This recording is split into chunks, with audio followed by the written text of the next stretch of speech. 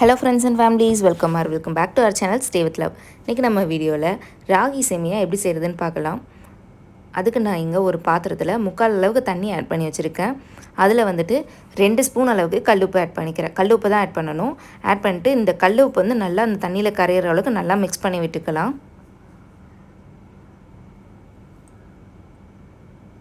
இதில் வந்து நல்லா கரைஞ்சிருக்கணும் இந்த தண்ணியில்.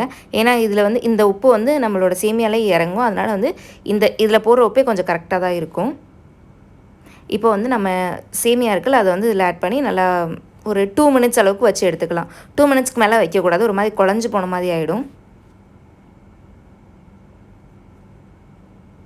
பாருங்கள், 2 மினிட்ஸ் ஆகிடுச்சு. இப்போ இதை எடுத்து வச்சுக்கலாம். தனியாக அந்த மாதிரி ஒரு பாத்திரத்தில் எடுத்து வச்சுக்கலாம். இப்போ ஒரு இட்லி பாத்திரத்தில் தண்ணி ஊற்றிட்டு நம்ம இட்லி வந்து எப்படி வேக வைப்போமோ அதே மாதிரி துணி போடாமல் அந்த தட்டில் வந்துட்டு நல்லா ஆயில் அப்ளை பண்ணிக்கலாம். ஆயில் அப்ளை பண்ண தட்டில் நம்ம வேக வச்சு தண்ணியில் போட்டு வச்சுருந்தோம்ல அந்த சேமியா வந்து இதில் ஆட் பண்ணிக்கலாம். நான் வந்து 2 பேக்கெட் அளவுக்கு சேமியா செஞ்சுருக்கேன். அது வந்து 3 தட்டு அளவுக்கு வந்துச்சு. பாருங்கள், இந்த மாதிரி உங்கள்கிட்ட எத்தனை தட்டு இருக்குதோ அத்தனை தட்டுலேயுமே இந்த மாதிரி ஆட் பண்ணிக்கோங்க.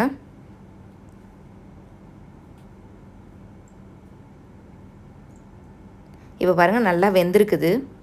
இதை வந்து ஒரு 5 to 10 மினிட்ஸ்க்கு வந்து குக் பண்ணால் போதும். இட்லிக்கு எப்படி குக் பண்ணுறோமோ அதே மாதிரி தான் குக் பண்ணால் போதும். பாருங்கள், இட்லி மாதிரி வந்திருக்குது. இப்போ இந்த கடாயில் ஆயில் ஆட் பண்ணிக்கலாம்.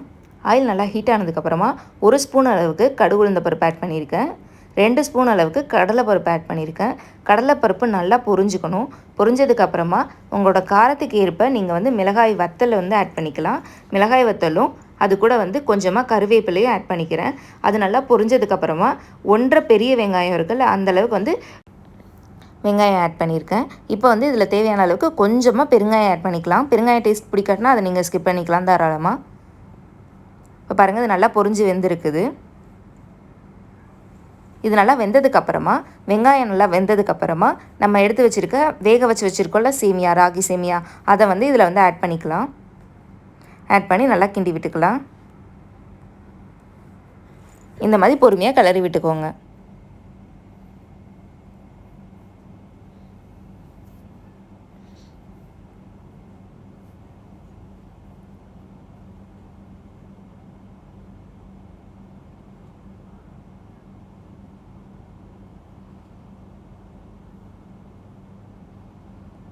பாருங்கள் எந்த அளவுக்கு உதிரி உதிரியாக இருக்குதுன்னு.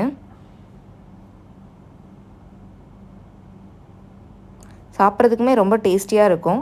நம்ம வந்து நார்மலாக வெள்ளை சேமியா செய்கிறத விட ராகி சேமியா செஞ்சு சாப்பிட்றது உடம்புக்கு ரொம்பவே நல்லது.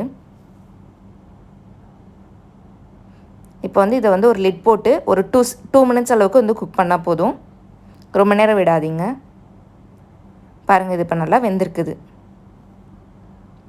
இந்த ஸ்டேஜில் நம்ம வந்து துருவி வச்சுருக்கேன் தேங்காய் வந்து நல்லா துருவி வச்சுருக்கேன். அந்த தேங்காய் வந்து ஆட் பண்ணி நல்லா கிண்டி விட்டுக்கலாம். நீங்கள் வந்து கொஞ்சமாக சாப்பிட்டு பாருங்கள். அதில் வந்து உங்களுக்கு உப்பு கரெக்டாக இருந்துச்சுன்னா சேர்க்க வேண்டாம். உப்பு பத்தலைன்னா தேங்காய் சேர்க்குறதுக்கு முன்னாடி உப்பு ஆட் பண்ணி நல்லா கிளறி விட்டதுக்கப்புறமா தேங்காய் சேர்த்துக்கோங்க. நம்ம சேனல் இப்போ தான் நீங்கள் ஃபஸ்ட் டைம் பார்க்குறீங்கன்னா மறக்காமல் சப்ஸ்கிரைப் பண்ணிக்கோங்க. அண்ட் லைக் பட்டனையும் தட்டி விட்டுருங்க. தேங்க்ஸ் ஃபார் வாட்சிங்.